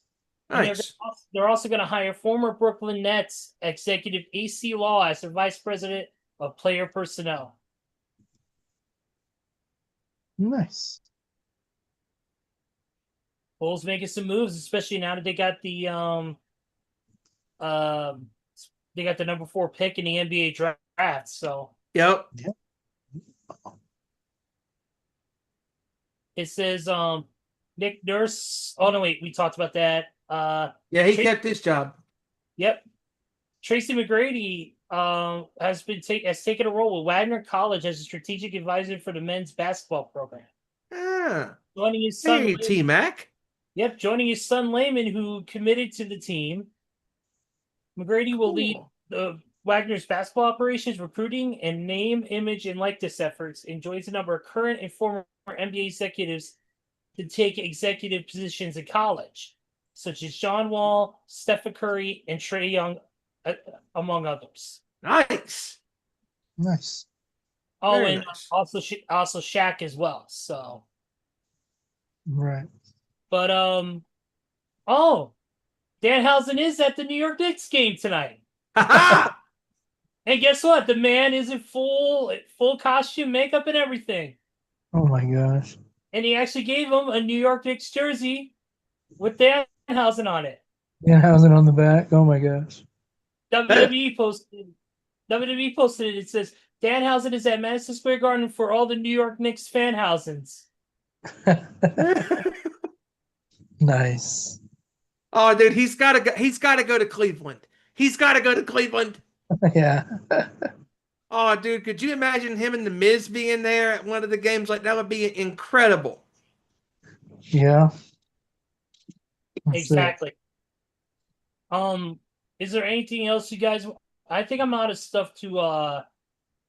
Yeah, I think I'm good too. Well, Yeah, I have one little thing. Okay, go for it. I've been enjoying the Stanley Cup playoffs. Oh, yeah. Speaking of that, thank you for bringing that up, Randy. The Buffalo Sabres cannot get out of their own way. And oh, by the way, talking about curses on teams, there should be a curse on if you stop on like those whatever the hell they are, those cones or what have you, jerseys or what have you, that represents other teams. Dude, can we stop doing that? Because that signifies you're screwed. Yep. And the Canadiens beat them 3-2 last night in Game 7. Yeah, those are some that whole series has been great, and also Carolina hasn't played in 12 days. The Yep, since Hurricane, sweeping the Flyers. and then they have to wait another 3 or 4 days because they take a lot of time off in between. I'm not sure See, how that is, but I that's mean, I'm glad they do. They A should, lot of that, a lot of that has to do. A lot of that, I think, has to do with a lot of events that are already taking place in between Mhm. those events. Yeah, Because you got to think, there's a lot of concerts that have already booked up those areas and those breaks in between, and all that stuff. Concerts, sporting other events, maybe like Monster Jam or PBR, stuff like yeah, that. yeah. So there's a reason why they had those gaps to get those events in, but it also you got to think out of the four major sports, hockey is the most brutal and physical sport outside of football. Without a doubt, I agree with that Plenty wholeheartedly. because of the amount of physical contact. good Lord, what a move by Brunson. Yep, a lot of physical contact between players, and of course the walls and everything else.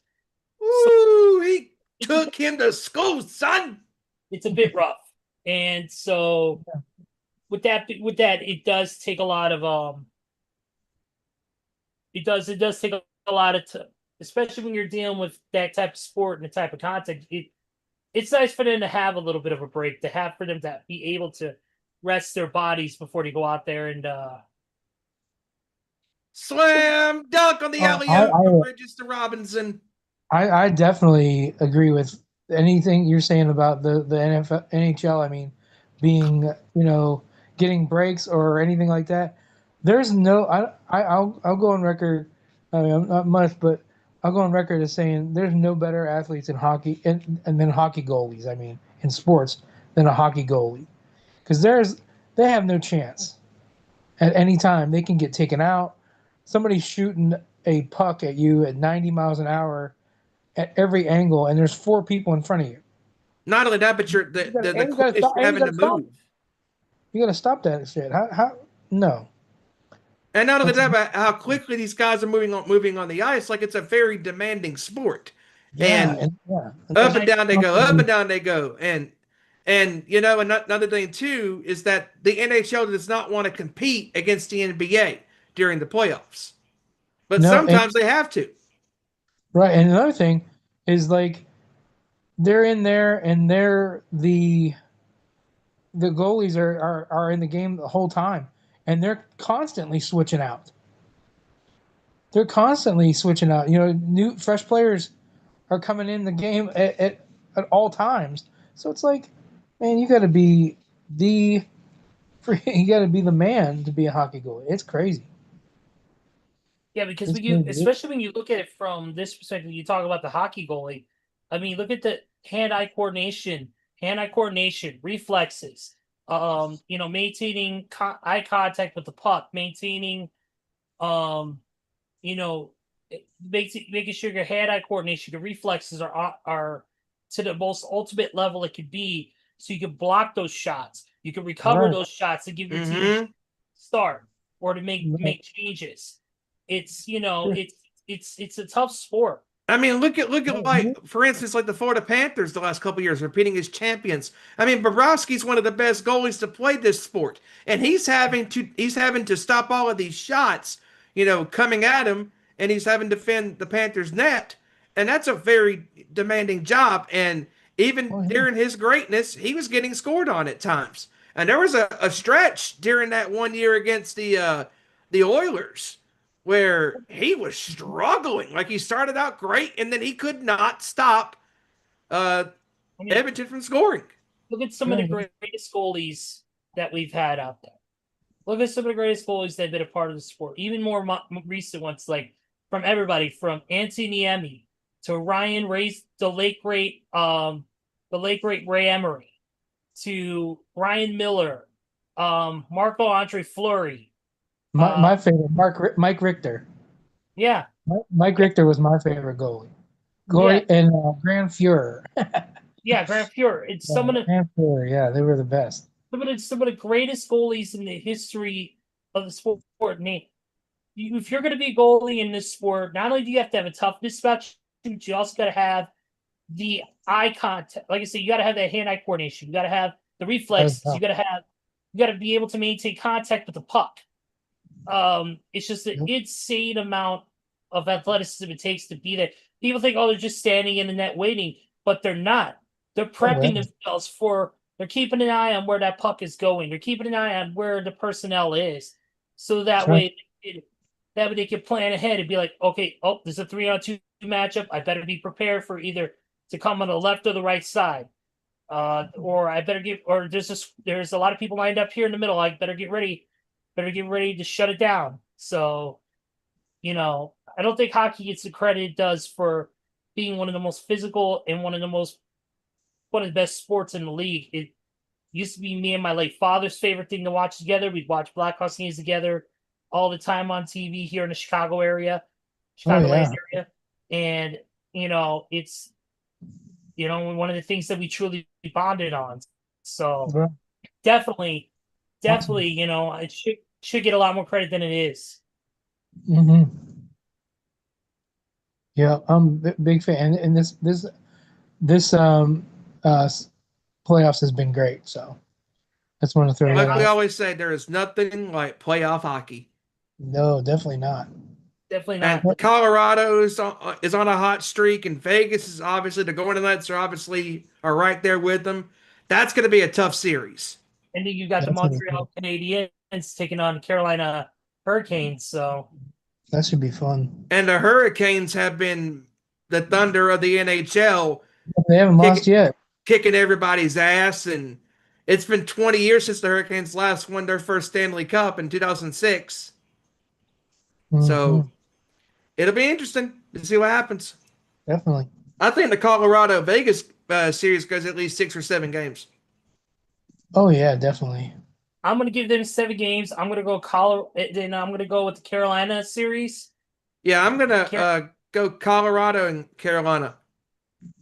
Oh yeah. Yeah. Well, that'd be nice. I'm gonna go Carolina 6 against Montreal. So.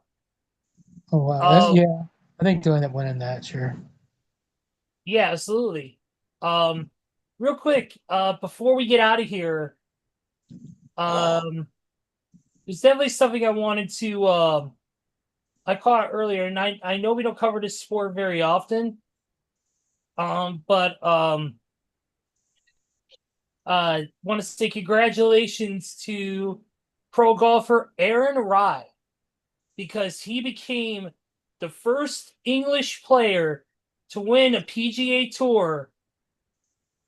To win the PGA Tour in 107 years. Wow, that's crazy. Wow. I knew that the odds that were for him were crazy. He was the betting odds for him were astronomical too. So yeah, that's probably because of that too, of course. But yeah, still crazy. Yeah, he's the first English player to have won his 19. Wow. Yep, congratulations to Aaron Rai. Very good. Way to go. What you guys want to do before we head out of here for tonight? Do you want to bring up real quick last night? Man, what a moment last night with the shocking return of the beast, Brock Lesnar. Yeah, he ripped his pants again. Yep. I think that's all they wanted to do. Come back, rip your pants, and then get out of there. Okay. Good job. I don't know. I don't understand why they do that. They shouldn't have had him do that stuff at WrestleMania then, This Mark Henry all over again. The retirement stuff. No. Nobody will touch Mark Henry. That was the greatest thing of all time. That was the single greatest fake retirement ever. Yeah. You ain't beating that. You're right. That was amazing. No. But yeah, yeah. I mean, I'm all for Lesnar being on there, but that just proves the only thing when I saw that, the only thing it proved to me was they have no clue what to do with Femi. They have no clue. No clue at all. They don't want to. I mean, obviously they're gonna have him fight Roman at some point here, most likely, but But not right now. not right now. And the stuff with Fatu, Jacob Fatu is great, but it's he should be fighting Cody Rhodes and doing this type of shit. Not Reigns. They shouldn't have him fighting his family. Nothing against it. I think it's amazing. Those are just two big dudes out there beating the junk out of each other. But man, after a while, you got to do something different, man. Yeah, Gotta but I think figure it also out. it does put this because of the fact that Gunther has that favor from Paul Heyman, and him Yes, was the right, title exactly. shot. That's right. I And forgot so about that. that's why they did that. That's why they had Jacob Fatu switch shows with Gunther basically. Had Gunther go Right. to Smack, Jacob go to Raw. Now we've got two badass matches for Clash in Italy. Now we got a world title match with Cody and Gunther, and then we got tribal combat with Roman and Jacob. Yeah, So I mean, would I like to see something different? Absolutely, but I'm not gonna complain because we're gonna get two great matches out of it on a great card from Tehran, Italy. So, Mhm. but Yeah, and if you think about it, I mean, other than there's not too many guys in developmental right now that are big dudes that could go with Femi. Femi's they're just gonna end up feeding. He's just gonna be a badass like Lesnar, more or less. And I mean, that's probably a good thing. yeah, But other than that, I mean, he's he's he's not even green anymore. Femi's great. I think Femi's going to do amazing, but it's just the way they just don't know what to do with him. I mean, it's terrible. Because other than Michael, Brock, yeah, there's nobody else. yeah, ain't nobody big like that for him to be thrown around. Rusev would be great at some point, but I think Rusev is one of the best talents they've ever had, and they fumble the ball with him all the time. AEW fumbled with him. Every time I see him, I'm like, this guy's a monster, and he's great. He's good in the ring. He's good on the mic. I mean, there's just something missing. I don't understand. I don't understand what it is with that. I agree on that 100%. Yeah. What Real the quick, hell is Struce doing? Like, quit complaining, shut the hell up, and play basketball. he's too busy admiring his own hair. Yeah, I was admiring it too. I was jealous. But also too, want to give a shout out to real quick before we go. GCW had an awesome show this past weekend on Triller TV Plus, highlighted by they had a series of shows, but the main one was on Sunday called Ring of Dreams, and what it was a show in the first GCW show in Iowa, and it was headlined by Iowa's own One Commanders, looking to get the GCW title off of Atticus Cogar, has had the GCW World Championship now for 4 months. And I gotta say, shout out to Atticus for not only his social media game, but also his ring gear. Because on that night, he came out in what was described to me as a beautiful but chaotic tribute to Joey Jordison of Slipknot in his Iowa themed jumpsuit type gear that Atticus. Wow. He had on a zip up, almost looked like a mask of sorts, but it almost like a hood or something, but the front of it looked like Joey Jordison's Slipknot mask from the Iowa era. And then he had on logos that looked like where it says 48, it says 48 on there, or the area code for wherever it is in Cleveland. And like 213 on there in the Slipknot style. Yeah, 216. Yeah, and in the beginning of his theme song, also actually he spliced in the beginning of the Heretic anthem. Nice. So Nice. yeah, doing all sorts of tributes to Slipknot. But in the end, even with Merrick Brave, of course, the trainer of Seth Rollins and many others from the Black and Brave Wrestling Academy. Oh, right, yeah. It wasn't Nice. enough. It wasn't enough. And Atticus retained his title thanks to the use of a cattle prod that Manders had brought it. Damn. And I'm a fan of that Kogar. I like him. yeah, he's a bad dude. Tough, man. He's bad. Him and his He's brother bad. and his cousin. Yeah, the Vandal, whatever it's called. That's Vandal something. 48. Vandal 48. That's some good stuff. That's some OV. That's some OVE stuff. Yep, you're right. Yep, the Chris brothers and the Death And Machine. Sam and Yep. Sammy. Yeah, yeah. I'm always gonna mark out for some Ohio stuff. I Yep. always mark out for that kind of stuff. So that's good stuff.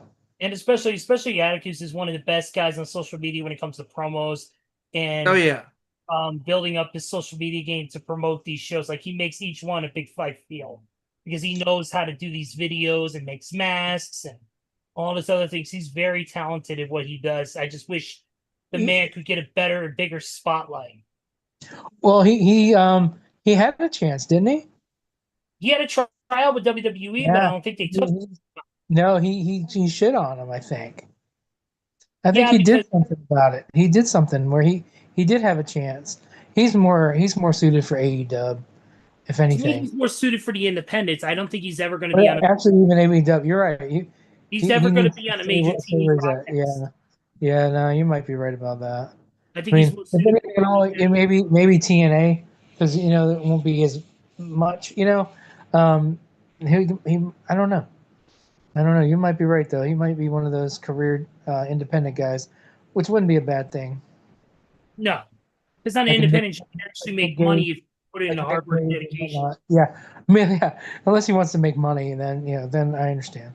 Yeah, because Yeah, but he if you did want to sign make a WWE ID thing, if I remember now.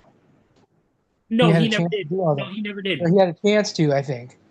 And he burnt Marcus that bridge doing something. I can't remember. and GCW, I know the only two that have signed ID deals are Marcus Mathers and Jack Cartwheel. Jack Cartwheel. Yeah.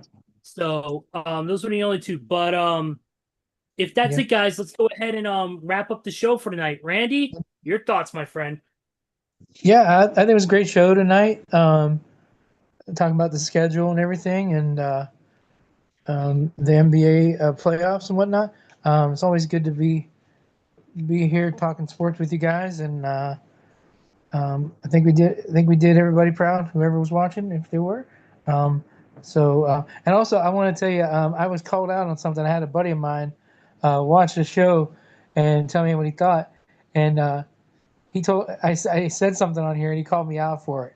I said that Bobby Cox, he was kicked out more than anybody, and ejected more. We were talking about the late Bobby Cox, and I Yeah. said something about him coming back and being on the bench with a disguise on. He called me out. That was Bobby Valentine. So, Titus, if you're watching, thank you for the criticism, for what's the word I'm looking for here? Critique. The critique, exactly. So yeah, I'll take it because he was right, and I was because I could have swore he did something to that effect, but it was Bobby Valentine who came out with like mustache and glasses. Oh man, you can't beat that junk. That's funny as hell. But anyways, yeah, great. Thanks for having me. Great show, guys, and um, whatever you got. Yeah, absolutely, my friend. Steven. Yep, fun show with you guys, and to those watching live and on demand, thank you very much as well. And lots of fun. We covered a little bit of everything tonight, and yes, you even heard me going crazy like a madman over James Harden's dumbass. But anyways, lots of fun tonight, covering the world of sports, and this Knicks and Cavs game is very intriguing right now. 31-25 Knicks are up right now, and should be a very interesting rest of the game. You want to tune into that, tune into your local listings, and check it out. And we'll be tuning in the game too between the Spurs and Thunder tomorrow night as well. And yeah, you can follow us on Twitter or X at Owen_Sports Show. You can also follow our Facebook page at facebook.com/Nation Sports Show, and where we are live on most Tuesday nights at youtube.com/Nation Sports Show, and all of that good stuff. Be sure to like, share, subscribe to all your family and your friends that love the world of sports. And of course, we even mix in the little wrestling talk. RASSLIN. That spells wrestling. And you can follow the Nation's Corner on Twitter at Nation's Corner. Facebook, the Oh, Instagram, and the YouTube channels are all at the Nation's Corner. What's up? Oh, by the way, real quick, Steve, before we go, some news. If you guys know about Insight with Chris Van Vliet, the famous internet show that was started by this great Canadian named Chris Van Vliet, interviewed Hey. professional wrestlers and celebrities and everything between, mainly the professional wrestling scene. Yep. Well, in June, he's going to have a very special guest. And let me just say this, and I'll say it in a way this man knows how. In June, Chris Van Vliet is going to bring a guest.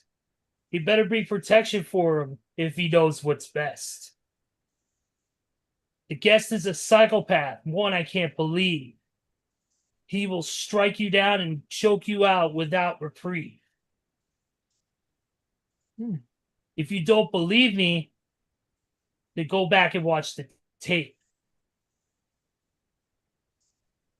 Because let me tell you, when he gets in that room with him, Chris is not safe. There is nobody out there that many could like, because the man himself is John Heidenreich. Uh-oh. Oh boy. That's Michael Cole. In June, we will hear for the first time in probably 15, 20 years, John Heidenreich will be on Chris Van Vliet's show. Well, I know Michael Cole's not going to be listening. Michael Cole has been far, far away from there. Michael Cole is literally having right now PTSD from that episode of SmackDown. 100%. Me too. Me too. That was It's seriously cool though, Randy and Steven.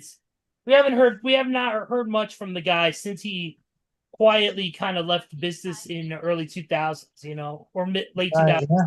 Yes, he hasn't. He quit wrestling afterwards, didn't he? He's had a regular job at like Walmart and stuff, right? That's what I thought. Yeah. I was gonna say, doesn't he work at Walmart? He works at Walmart as an overnight stalker. What? Yeah. That's right. I mean, somebody's got to do it. You know what I mean? Yeah. And he got connections through a guy who runs a page called Book Pro Wrestlers, and now Heidenreich says that he's going to be accepting bookings for appearances, signings, interviews, acting, and product endorsements. Cool. So John Heidenreich is back cool. Yeah. Better late than never, I guess. Raw or something. It may be. Hopefully it's not Raw, because Cole will be running. I would love to see him just act all cool, like nothing ever happened, and then all of a sudden he just snaps and it goes back in the Heidenreich mode. But I just wanted to bring that up real quick. That's pretty cool. But guys, what a show tonight. Thank you guys for joining us as always. We appreciate the love and support. Yes, we do. Good. We're getting the flow. We're going to get the flow back with Randy. Stevie, did you finish your outro? I'm sorry. No, actually, I did. Go ahead and wrap it up, dude. Okay, I just wanted to make sure you got your shit in. Yeah, I just want to make sure you got your shit in so that way you don't complain to management. Oh wait, you are management. But thanks you guys. We appreciate the support. Don't forget to follow us on our social medias. Don't forget to follow Nation's Corner, and also don't forget to follow Too Sweet Cosplay. We just got through a photo shoot at Anime Central this past week. It was a fun time. Thank you to all the cosplayers who came out. We had our Tommy Dreamer cosplayer, Tiago Alva, who came out. We had our good friend Ashley, who did an amazing Tekla cosplay. Incredible job by her. She did an amazing job. And just overall very inventive people. It was a fun time. Definitely we're going to work on getting these set for Fan Expo. Hopefully we'll keep you updated if that becomes a thing. So we'll have all that set for you soon here. But right now we're going to get out of here. We're going to enjoy NXT. We're going to enjoy the NBA Eastern Conference Finals going on right now. So we're going to go do that. You guys have a good week. So from Joey Thornton, from Kevin Rory, Randy Giron, Hijacker Mike. By the way, Smoke in the Bay, Smoke NTJBAY on social media for all your cigar needs. For Randy Giron, like I said, for Stevie Wyand and myself, we thank you guys for joining our Nation Sports Show this week, and we will see you all next Tuesday, same time, in YouTube channel. Peace out. We'll see you next Tuesday. Turn me up. Turn me up. Turn me up. Turn me up.